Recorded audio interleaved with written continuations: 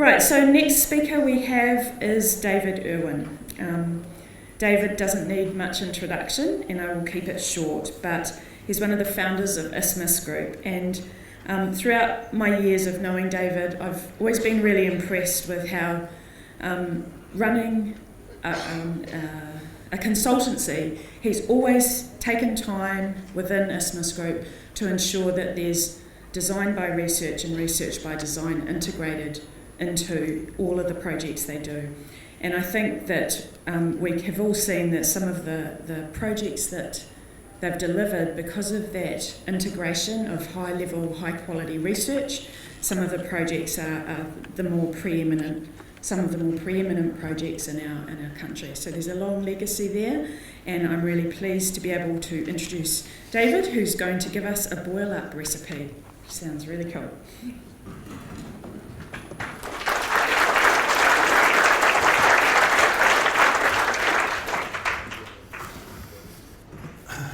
Last night someone was worried because they had to wear glasses now. I've got 2 pairs to be able to see the world today. Wow, that was pretty big, eh? That sort of blown me away a bit, the Richards one, but let's have a crack at this one. I thought I'd start today with sort of actually putting out there a cliche. I am on a journey. We've all heard it before, but like most cliches, there's actually a serious element of truth to it. And those of us that have done a few kilometres, got a few things under our belt, would probably know this to be really true. In fact, I would suggest that we are all on journeys. As a design studio, I believe that we are on a journey. I think as a community of designers here today, I think we're on a journey. And as a nation, I think we're also on a journey. But there's a couple of important things, obviously, to check up the cliche of journey, like where are we going to, how are we going to get there, and who cares anyway. So I hope to answer those quietly over the next 20 minutes or so. But before I can do that, perhaps I'd like to explain just a little bit on my side about my journey so far. But a few years ago, perhaps this wasn't, as Renee said, it probably wasn't important as much as it is today, because when I look around, it's a different audience. So, I'm David, and I grew up with my feet in the mud of the Mongamongaroa. It's a stream in the east of Auckland, and it connects up to the Tāmaki, and which flows off as part of the Waitemata. On my mother's side, I can trace 5 generations in Auckland, and on my father's side, he immigrated to Auckland in 1956, having sailed around the world numerous times as a merchant seaman. I'm married, and I have a son, and he left home to go to university, wait for it, in Auckland. So much for student debt. I'm 59 years old. And I say that because I think now there's more younger people than older people in the room. And when I was in that room earlier, that wasn't the case. It's like the tides moved in a bit. And we sort of washed up with Frank at one end and us all falling in behind, and the tides sort of rushing, and not quite sure where I fit anymore. As Renee said, I'm a founder of ISMIS. And as such, therefore, I've been on my journey and my practice for over 30 years. I'd like to point out as well that the journeys aren't even. Real journeys take time to progress, and at times we can go quickly, other times there's slowing, at times there's headwinds, and at times there's little wind, at times there's no wind at all, and at times, quite honestly, we can be lost. One's head is down, it's hard, it's just bloody hard work, and one feels like shit. Little gets done, and I think this is important to remember for us that are creatives. There's more of us that might feel like this in this audience than that might be in the general public. And I think it's something that we should not forget, because all the time in my computer I keep on getting pinged by LinkedIn, which is so positive that it's sort of annoying, and there's Instagram firing these images at me of what life should be, this sort of element of perfection. And I'm left wondering, like, what the... And we've just got to... I would like to acknowledge as a shout out to kia kaha to all of those people at times that feel like that. We actually need to hear those voices. So stay strong and take care always. The world needs to hear these voices and the world needs to be listening. Thank you. So, let's move on. It's the green button. Here we go. If we're on a journey, I'd like to suggest that we need a vessel. And to extend my metaphor of journey, I'm using the idea of a waka. And I like waka because they're not linked directly to a canoe. So I've heard waka described as cars, as buses, as trains, planes, and probably a submarine would be fine. I'm using it as a concept of a metaphor. And it allows us a form to take us on our journey. So here I am. I'm going along well. This is me, my waka, you can tell because it's on my hat. And I'm paddling away. I'm going really well. Sometimes I'm not so well, and I put my paddle down and my head is down. Not so cool, but it happens.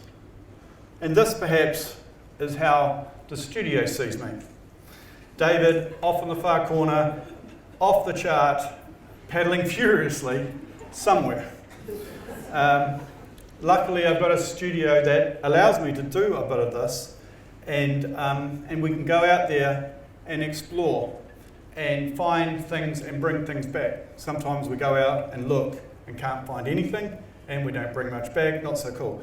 At the moment, I've got a bit of time. They've given me a bit of leash, and I'm out photographing the coastal edge between high tide and low tide.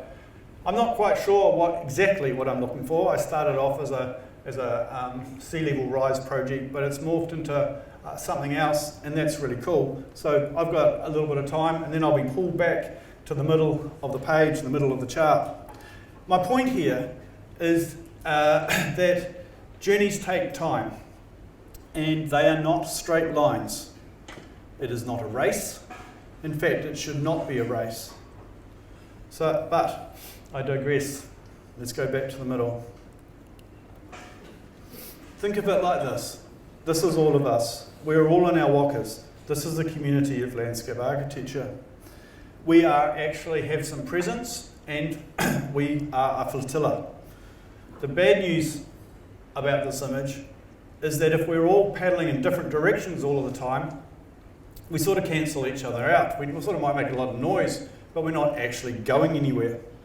However, good news is that if we can actually get ourselves in alignment, we can actually have some impact. And this story, in part, is about making impact. It's about going somewhere.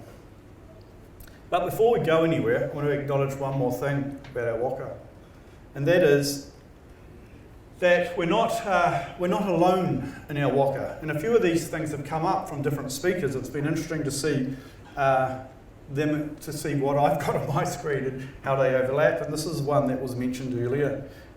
The idea that over time, for me, I've met people, they've been important to me, I've gathered information, and then I've sort of digested it, and now it sits inside my waka. I'm 59 years old, so there's been a lot of stuff in my waka, and at times I've had to throw it overboard and just make sure that I've got the stuff that actually gives me the stability and gives me the balance to be able to move forward. This is critically important. Perhaps this might be useful to the entire fleet. I'm not sure, but it's important that each one of us gathers that information and holds it in our waka. And then there are times when we need to come together, lash ourselves together, sail as a wakahura, a double-hulled waka, or a catamaran if you like. These are really useful vessels if we think about it. These things carry great weights, they can carry a lot of people, they are stable, they're actually fast, and of course they've crossed oceans. When we do this, we obviously need to partner. And what's interesting about that is we've had a partnership agreement since 1840. We just haven't really grasped the importance of it or just how to use it properly. So there's a challenge out there. When we do this, we need to understand that there's two hulls on this waka, and they're not the same. We have a tangata whenua waka and we have a manahuri waka. But we need to know how to bring them together, how to lash them together, and how to stay together. However, overall, this story isn't actually about the waka, believe it or not. It's about where we're going and where we might be going to. What it takes to get there, and where is there. There being Aotearoa. I suggest that we're all on a journey to discover Aotearoa. Now this as well is not a new statement, but it's a critical one because it affects everything that we do as designers, and it also affects how we do things. So to be super clear about this is not about a name change. It's way more than that. This is about a way of being. This is a way of being as designers and as a way of being of a community. And it's taken a little while for this to become super clear in my head. In fact, it was Phil Wihongi who made this super and crystal clear to me. A number of us, and you would have heard about this, were working on the downtown project, a number of different practices. And Phil came up to us and he challenged us. He said, people, I want you to consider what it's going to take to get Auckland to Tāmaki. And I go, oh, cool, a conceptual brief.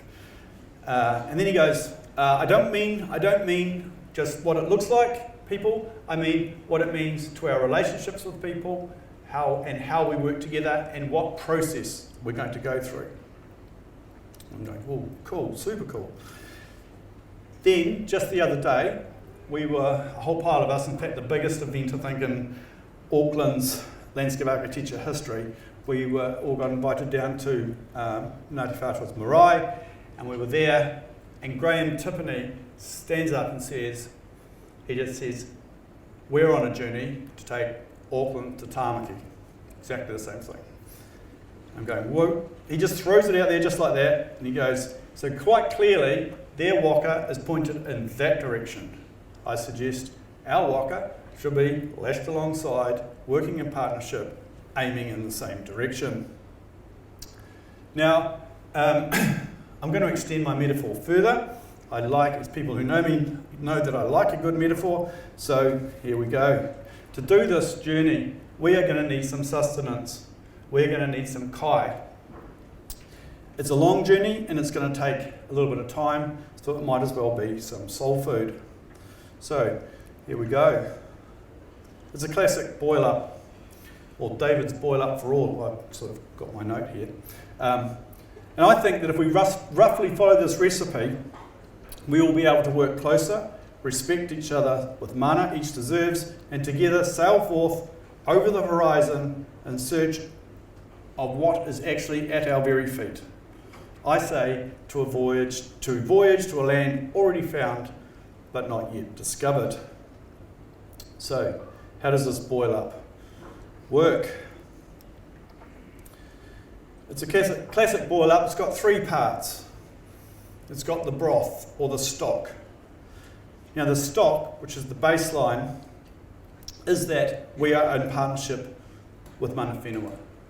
And you've got to understand what partnership means. So there's a whole lot of other language. I do not mean that. I mean partnership in a true sense. Then there's the puha. That is that we have to realise that we are part of nature. And the doughboys, that is to understand that only when the whenua is healthy, and by that I mean the land, the water, the air, and the sea, then and only then will the people be healthy. In fact, this, if you like, is a Māori model. It's a well-being model for all. But it starts with the land, with the whenua. The whenua is more than land. So it starts there and builds on it. that can only just fit perfectly with how we are trying to work and need to work. And the cooking, the fuel that fuels the fire will be the community. It will take the community to get us there. They are the fire. I think we forget this. So at the end, there's no end of new rail tunnels and motorways and cycleways are going to make all this happen. We need all those things. They are important, and they're going to show some exemplar examples. But it will be, at the end of the day, the community that will get this, where the power really comes from. Do this, and we will fulfill our vision for a new Aotearoa. It'll be more than fancy rhetoric, but it's going to take us a long time to get there. But if we get it right, we'll also go a long way towards fulfilling our requirements for climate change. So I want to go through each one of these ingredients in a little bit more depth. Let's take the stock, the idea of partnership. It's so easy to say, yet it's so easy to throw away the stock. Working in partnership as the stock is what to everything else is added, and it's been there since 1840. Each broth will be different depending on its location and its context. Therefore, each broth is nuanced to place. As designers, it's our job to help with that seasoning. It's our job to understand this and to season each broth appropriately. To do this, we also need to remind ourselves and keep in the front of our minds that there is two sides of this, tangata whenua and manahuri. And we've got to understand, like for me, as manahuri, I have to understand what that means and to learn how to be manahuri in what is my country as well. Perhaps the way to think about this is that actually my journey is to go from manahuri to take myself on a journey from manahuri to tangata te iti, a person of the treaty. This is going to take me some time, and that's not going to be a straight line, and that's not going to be easy, but it's a journey that I must take. There's no proven course here, so it's a personal journey. Interestingly, as landscape architects, we need to know this more than any other person, because we've got so many values in common, we've got so much going in the same direction. It's because we need to understand the landscape or the whenua, and therefore we should be able to understand more than most where we are actually going and what is the vision for this. We should be able to help lead and to understand that land and nature is more than skin deep, and that it is real and that it is felt. And then we've got the puha, that we are part of nature. And I think we forget this. I think science tries to separate us, to look at things with sort of an abstract objectivity, which at times is needed. But we are part of nature, and nature is part of us. Do as much science as you like, but if we don't connect with the place, we will continue on our road to destruction. We've got to keep this right in the front of our minds. We need to believe in Mother Nature, whatever we call her. And the gender I'm using here is, I'm using deliberately. If we reconnect to nature as part of ourselves, then hopefully we will not shit in our own nest anymore. Lest we forget we're not part of nature. And then the doughboys. Perhaps they're more of the fun part. The part that says we're only healthy when the land and the whenua is healthy. It is the balance of the puha. We must first heal the land, the water, the sea, and the air, so we can build a foundation that can heal the people. Now, I've heard this as whakatauki many times, and I believe it to be real. In fact, if we healed the land and we planted the trees and regained our wetlands and our seashores and the sea itself, we would go a hell of a long way to creating a sustainable, climate-improved version of our world. I think I just heard that on the presentation before. And finally, to fuel the fire. to make things all happen, it will be the community that needs to embrace this. No waka kotahi or council, no AT or government department or consultant can heat this pot alone. It is the people that will do this mahi. It is our job though to make it happen. So now let's just imagine for a minute that the pot is on and the broth is simmering. The puha's collected and the doughboys are boiling. The seasoning we've added has been local, and these together have made up our big boiler that in turn sustains us as a community. And as a community of designers, we've helped navigate our double-hulled waka to the far horizon to explore what is in effect beneath our feet. I leave you now, or very shortly, with this gaggle of metaphor, or are they analogies? I'm not quite sure. I can't even spell those words. But we live in exciting times as designers in this country. If we get this right, we're not only helping to deal with our commitments to climate change, but we do it in a way that is uniquely Aotearoa. We will take Auckland to Tamaki. We will take Wellington to Tuia Atara, and we will take Christchurch to Aotearoa. And we do this in a way that is real and meaningful. That is our future as landscape architects, should you pick up the wero. The anniversary of Te Tiriti Waitangi is 2040. It would be good to use it as a milestone, a waypoint, as we navigate by. We have 18 years. This should mark our future as landscape architects, as leaders in the design community of this country. I will be 77. I hope to be part of it. And perhaps more importantly, I hope to see you all doing it. Thanks.